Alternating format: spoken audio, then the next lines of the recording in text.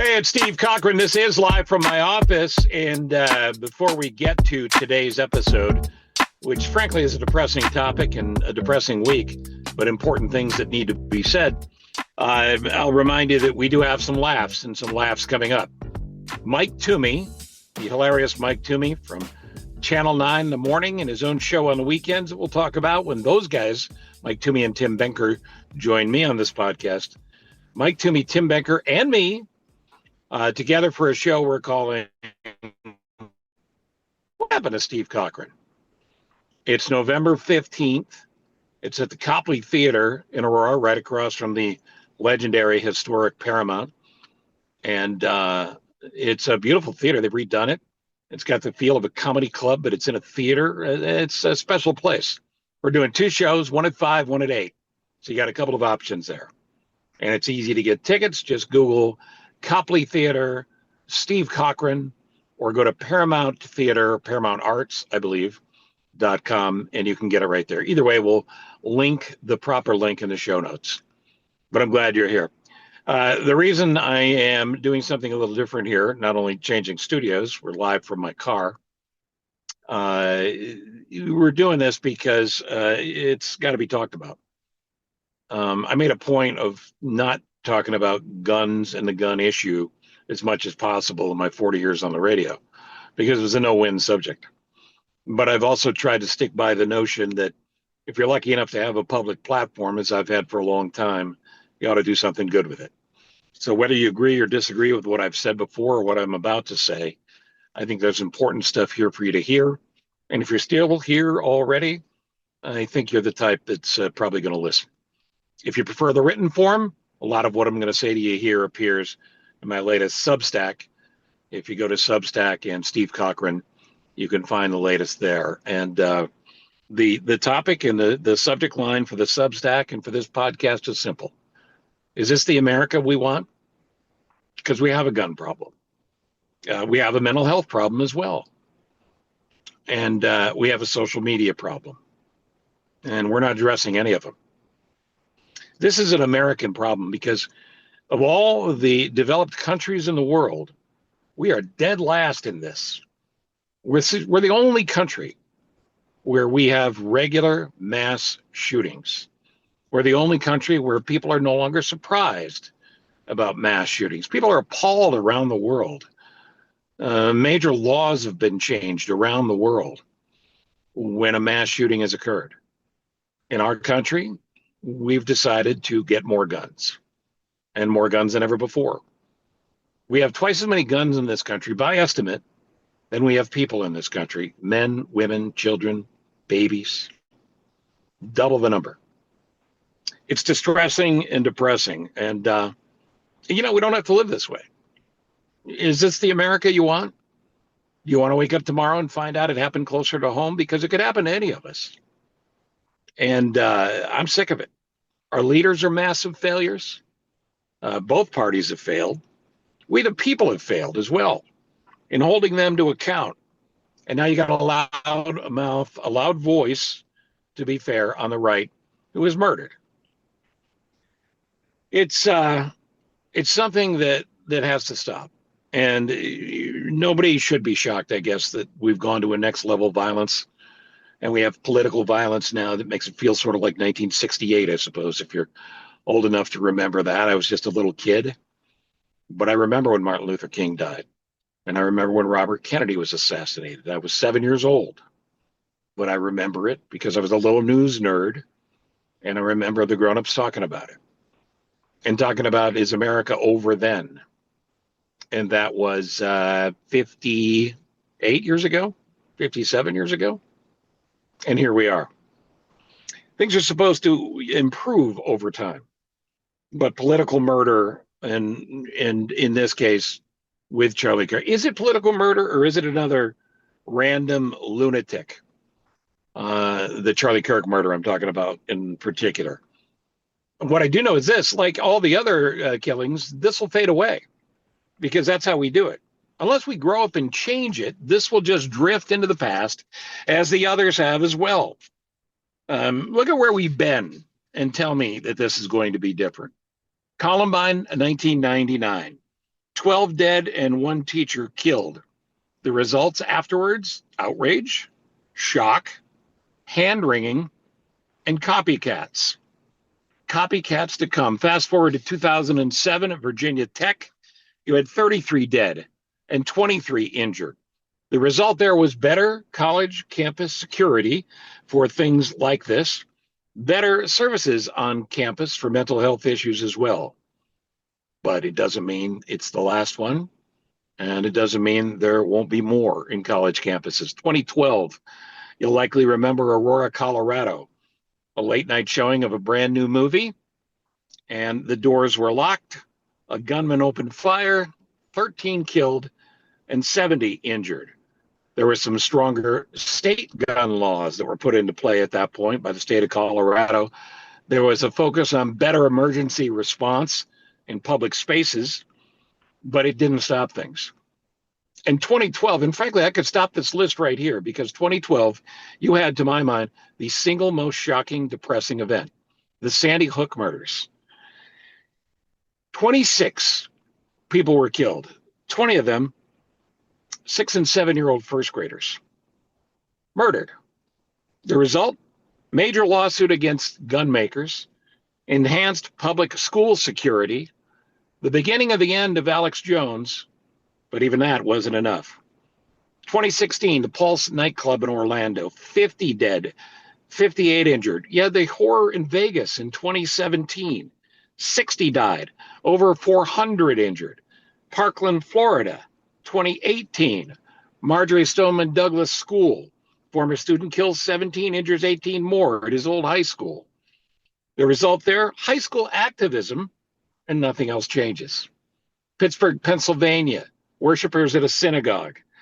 Somebody busts in, 11 killed, 7 injured. El Paso, Texas, Walmart, 23 dead, 22 injured. Incredibly, the results in Texas were expanding gun rights after that travesty.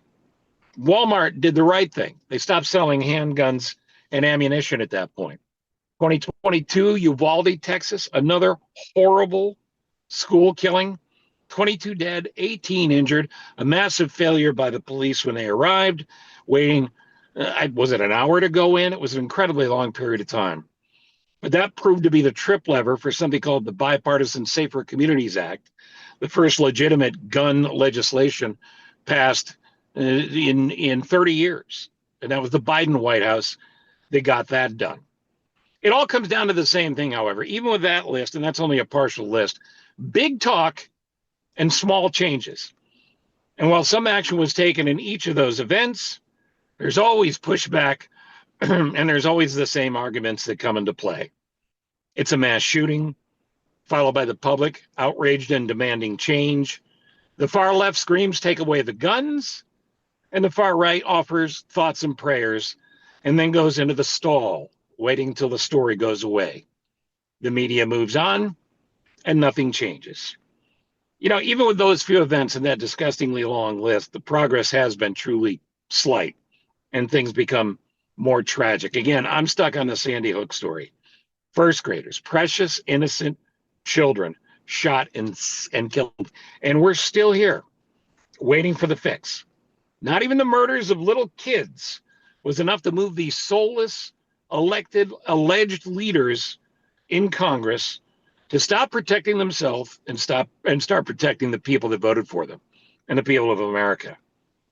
Now, the answer to the question, what's it going to take for Congress to act? We don't know, because they still haven't acted with any significance. Killing first graders isn't enough. So what hope do you have? And then there's the Charlie Kirk story. I met Charlie Kirk when he was still in high school. I was doing the afternoon show on a very conservative station. I was the alleged moderate voice of reason. With my producer, Brian Biggs, connected the two of us. Charlie wanted some advice on how to deal with the media. He was a high school kid who said he wanted to be able to get kids his age fired up about politics. And I thought, well, that's a great story. Put him on the air a few times. He was impressive. He was a respectful kid. And I had high hopes for him. What Charlie Kirk turned into, I disagreed with almost everything he said. But he didn't deserve to die for what he said. I mean, a coward with a gun fixes nothing. And we haven't learned that yet either. God bless his kids, because they're growing up without a dad. Charlie died, by the way, in Utah, the only state in the nation that explicitly bars colleges from banning guns. He died by the gun freedoms that he refused to compromise on. You know, there was a quote that was attributed to him, and it's true. Charlie Kirk once said, I think it's worth it to have a cost of, unfortunately, some gun deaths every single year so that we can have the Second Amendment to protect our God-given rights. It's a prudent deal. It's rational. No, it's irrational. It's irrational. It's nuts. But even then, he didn't deserve to die. Could Charlie Kirk have been saved? There's no law specifically that is going to stop a murderer and that can prevent this completely, but it doesn't mean you do nothing. I mean, you do nothing and we stay right where we are waiting for the next one. All right, while we're here, let's bust a few myths. People say gun violence is specifically a mental health issue. It's not a gun issue, and that's wrong. The mental health and mental health services are only part of the story. Being mentally ill doesn't make somebody violent. If somebody is violent, they may well be mentally ill. It's an important distinction. Chicago proves gun control doesn't work. That's nonsense. In Chicago, my town, where I am, there are some of the toughest gun laws in the country. And the far right uses that as an example of why gun control doesn't work. The fact is, cities like Chicago with strong gun laws are barraged by guns that flow in from other states because of weak gun laws in those states. And here's the math. More people with more guns means more violence. Strong gun control laws have taken millions of guns off the street, but there's not enough cooperation and there's not enough being done. Here's another myth. Expanded background checks only hurt the law-abiding citizens trying to buy a gun. Again, total bullshit.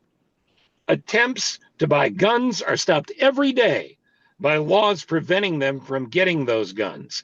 Law-abiding citizens may have to jump through a couple more hoops, but it doesn't mean they can't get a gun if they legally want to buy one and for the right reasons. How about this myth? More people with guns would mean more safety. If more guns made us safer, we have 700 million, by estimate, 700 million guns in this country. We should be the safest place on earth, not a place waiting for another horrible mass shooting. What truth and common sense tell us, there are things we can do that aren't going to fix this, that aren't going to stop everybody, but they might make a difference in this horror show. So what can you do? How about be better? Within minutes of the murder of Charlie Kirk, the video was all over online. And so the poison was spread. Don't spread it. Don't look at it. Same thing went for the CEO of United Health, who was gunned down in New York. People celebrated it because they hate their health insurance. Have some sense of propriety. You can hate health insurance. You can hate Charlie Kirk. It doesn't mean you should die for what he said or what they believed or how their businesses were run. You got to be better than that. And you've got to vote.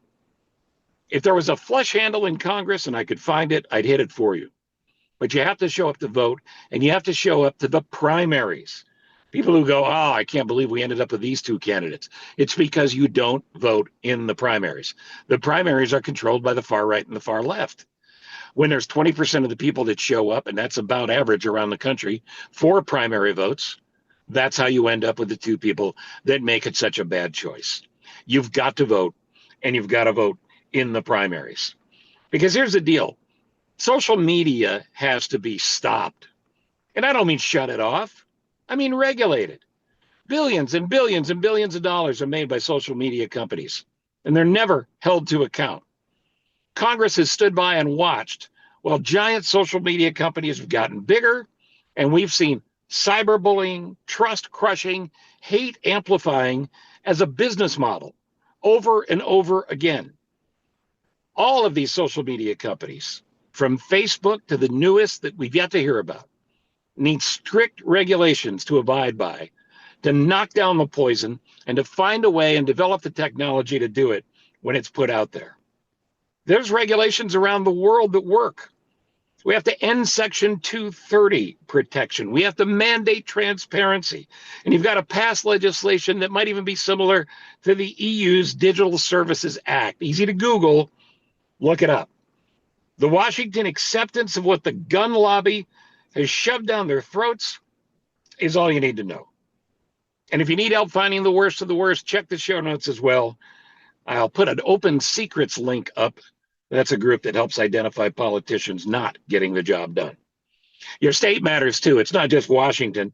Sure, federal help would be great, but don't count on it. You should lean on your governor and your state reps to make sure you're properly represented and properly protected to the best of their abilities with sensible laws that don't take guns out of people's hands, that are legally using them and caring for them. They take guns out of people's hands and keep guns out of people's hands that should never have them. You need to educate yourself. You need to Google it. Here's some things that we all ought to be asking for, and none of them infringe on the Second Amendment. We've got to try to bring back, revive, and pass something called the Federal Firearms Licensing Act. There are more gun stores in this country than there are McDonald's. And the statistic might even be more outrageous than that. With that many gun stores, a federal firearms licensing and background check in unity can stop a lot of people from having guns that shouldn't have guns. You need to bring back the assault weapons ban. If you think you really need an assault weapon, I advise you to go to a nearby gun range because that's where they should be available. We need to close the Charleston loophole. Google it. You need to support and expand extreme risk laws. These are red flag laws. For a family that has an adult, 21 or over in their family, maybe 18 or over in some states, that they feel is dangerous. And that person could make sure that you can make sure that person doesn't get a gun, but possibly take them into protective custody against themselves so they don't hurt themselves and they don't hurt others. You got to stop 3D printed guns, and you got to stop ghost guns. And you have to end high capacity magazines. You got to reload a few times. I don't care whether you're at a gun range or hunting or whatever the case may be. Your right to own a gun isn't your right to be as convenient as possible if we have something we could develop by way of a sensible gun law, a common sense gun law to stop the carnage. The kids who died at Sandy Hook deserve a better legacy than kids their age today having to go through active shooter drills, because that's about all we have for them. Is this the America you want? What if it happened to you? This nightmare has to end. There's a couple of sites out there doing great work for your support, if you can do it. I'm talking about everytown.org and also the Sandy Hook Promise as well. And if you can get to either one and support them, check the show notes again. And thanks for being here and listening to Live from my office. Don't forget to read it on Substack. It's there as well. See you next time.